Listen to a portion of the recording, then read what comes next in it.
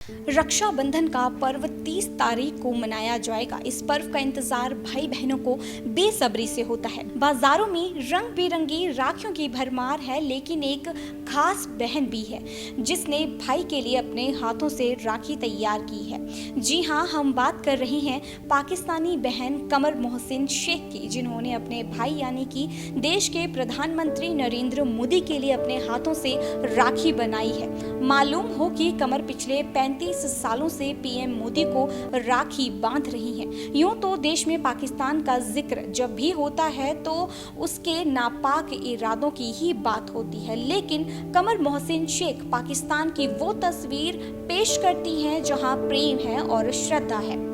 बता दें कि कमर मोहसिन शेख का जन्म तो पाकिस्तान में हुआ, लेकिन उनकी शादी गुजरात के रहने वाले भारतीय मोहसिन शेख से हुई है, जो कि पीएम मोदी के घनिष्ठ मित्रों में से एक हैं। दोनों दोस्त एक दूसरे के घर जाया करते थे। जब पहली बार पीएम मोदी कमर शेख से मिले थे तो उनके मुंह से निकला था कि कैसी हो बहन। आमतौर पर लोग दोस्त की पत्नियों को भाभी या नाम से बुलाते हैं, लेकिन पीएम मोदी ने कमर को बहन बोला था। यही अपनापन कमर के मन में बस गया था, क्योंकि उनका अपना कोई सगा भाई नहीं है। इस मुलाकात के 2 साल बाद कमर अपने पति संग किसी काम से दिल्ली आई थी। उस दिन राखी थी। जब पीएम मोदी से वह मिली थी तो उन्होंने उनसे पूछा कि क्या आपको मैं राखी बांध सकती हूँ। पीएम मोदी ने तुरंत अपनी कलाई आगे कर दी और तब से ही राखी का ये सिलसिला चालू हो गया, जो कि आज भी पूरी श्रद्धा के साथ चालू है।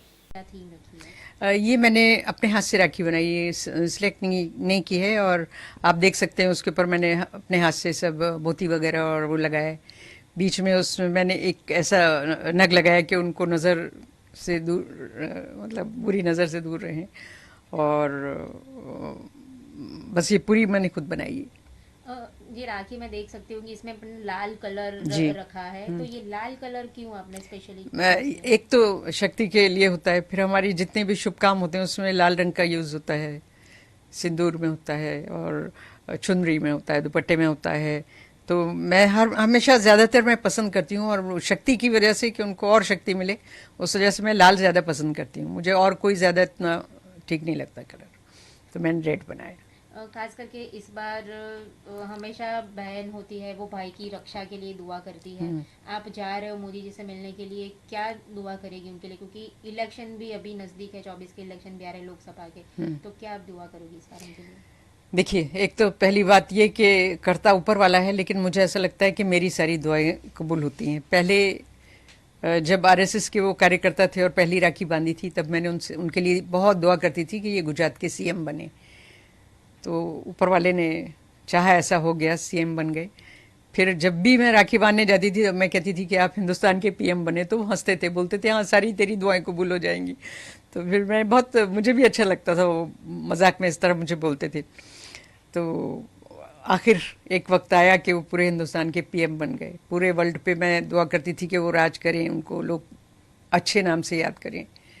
तो अभी पूरे वर्ल्ड में भी उनका नाम हो गया है। बस मैं हमेशा ये दुआ करती हूँ कि भगवान उनको लंबी उम्र दे और खूब अच्छी सेहत के साथ वो जितना भी काम कर सकते हैं हिंदुस्तान को आगे बढ़ाने के लिए, जो कुछ भी कर सकते हैं वो अच्छी सेहत के साथ करें और सभी लोगों का उनके हाथों से भला हो।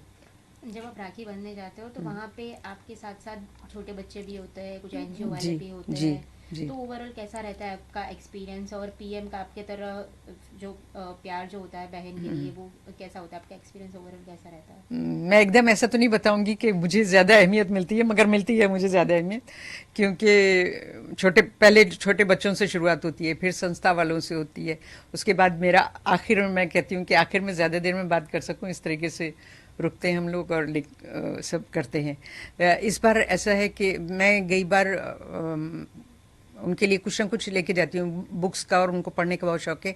अगर आप मुझे थोड़ा भी टाइम देंगे तो मैं बुक उनके लिए रखी है, राखी बांधूंगी। और उनको एक बुक जो है एग्रीकल्चर के ऊपर बड़ी अच्छी लिखी हुई एक बुक है, तो वो मैं उनको गिफ्ट करूँगी इस बार।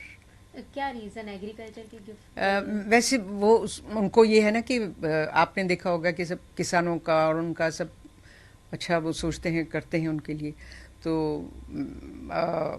अभी जो नई टेक्निक से खेती शुरू हुई है, जैसे पहले जो एक बोरी खातर में एक बॉटल में उन्होंने कर दिया है, तो वो तो बहुत ही बढ़िया हो गया है कि पूरी बोरी के बजाय एक बोतल में वो सारा आ जाता है। तो वो जो अभी नया उन्होंने किया है इनोवेशन बहुत अच्छा, उसके ऊपर बुक लिखी हुई है, तो वो मैं चाहती हूँ कि उनको दिखाएं। वैसे तो उनको पता ही होगा, लेकिन एक बुक बहुत मुझे पसंद आई थी, मैंने देखी थी, तो मैंने उनके लिए ली है वो। खास करके भाई बहन का रिश्ता जो होता है वो बहुत पवित्र माना जाता है, जी। और भाई बहन का रिश्ता एक ऐसा होता है कि जिसको हम लोग शब्द में बयां नहीं कर सकते बिल्कुल, वो रिश्ता। बिल्कुल। तो क्योंकि वो तो खास करके पीएम है अभी, तो आपसे ज्यादा टच में नहीं रहते होंगे, तो किस तरह का जब भी आपकी बातचीत होती है तो जी। क्या बातचीत होती है, जी। आपका ख्याल किस तरह से वो रखते हैं? बहुत बार ऐसा होता है कि वैसे तो बिजी रहते हैं, तो हम तो मतलब उनसे शिकायत करने का सोच भी नहीं सकते, लेकिन फिर भी कभी कभी उनका फ़ोन आ जाता है, हम लोगों की खैर खबर पूछते हैं। अभी रमज़ान में रोज़े चल रहे थे, तभी भी उनका फ़ोन आया था, और उन्होंने कहा कि आप पूरे हिंदुस्तान के लिए दुआ करना। ये बहुत बड़ी बात है कहना, मेरे लिए तो करती हो बोले, लेकिन अब पूरे हिंदुस्तान के लिए दुआ करना। और रमज़ान चल रहे थे तो ज़्यादा उसमें हम लोग मानते हैं कि जो भी दुआ मांगे वो कबूल होती है। उनकी सेहत के लिए दुआ करना। तो हम मिले या नहीं मिले, मतलब बात तो हो ही जाती है कभी ना कभी। और बंधन में मिलते हैं, वो तो कुछ मज़ा अलग होता है। और अभी पिछले 2 बार से 3 बार से कोरोना की वजह से जाना नहीं हो रहा था, तो उस वजह से मुझे लेटर में लिखती थी और उनको राखी पोस्ट करती थी। लेकिन इस बार तो जाने वाली हूँ इंशाल्लाह मैं, तो मिलकर उनको बहुत सारी दुआएं दूंगी, राखी बांधूंगी और उनके साथ थोड़ा टाइम स्पेंड करूंगी, उनके लिए एक बुक लेके जाऊंगी।